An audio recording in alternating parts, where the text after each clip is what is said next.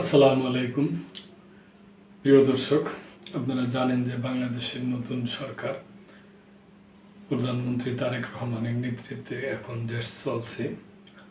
তো বাংলাদেশের সাথে প্রায় প্রতিটা দেশের সাথেই সুসম্পর্ক, এরকম চীনের সাথেও সম্পর্ক আছে। তো চীনের রাষ্ট্রদূত বলছে আর কি যে আমরা তিস্তা প্রকল্পের জন্য প্রস্তুত, সরকার দিলেই আর কি ওনারা কাজ শুরু করবে।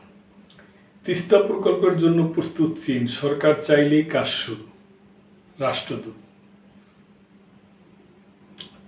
তিস্তা প্রকল্পে কাজ করতে চীন প্রস্তুত বলে জানিয়েছেন ঢাকায় নিযুক্ত দেশটির রাষ্ট্রদূত ইয়াও ওয়ান।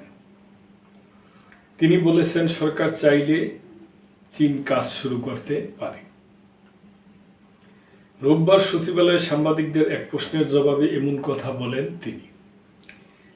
আরেক প্রশ্নের জবাবে চীনা রাষ্ট্রদূত বলেন, বাংলাদেশ বা দক্ষিণ এশিয়ার যে কোনো দেশের সঙ্গে সম্পর্কে তৃতীয় কোনো দেশ বা বিদেশি শক্তির হস্তক্ষেপ চীন চায় না। যে কোনো দেশের সঙ্গে চীনের সম্পর্ক তৃতীয় কোনো পক্ষের টার্গেট হলে ব্যর্থ হবে। এ সময় চীন ও বাংলাদেশের সম্পর্ক এক নতুন উচ্চতায় যাবে বলে আশা প্রকাশ করেন তিনি।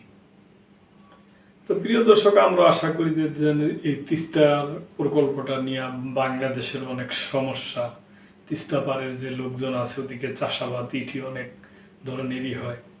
আমরা আশা করব যে বর্তমান সরকার এবং তারেক রহমানের নেতৃত্বে, প্রধানমন্ত্রী তারেক রহমানের নেতৃত্বে প্রকল্পটা শুরু হবে, এটি আমরা আশা করি। তো প্রিয় দর্শক, এই ব্যাপারে আপনাদের যদি কোনো মন্তব্য থাকে তাহলে অবশ্যই করবেন এবং মেম্বারশিপ নিয়ে চ্যানেলটির পাশেই থাকবেন। আল্লাহ হাফেজ।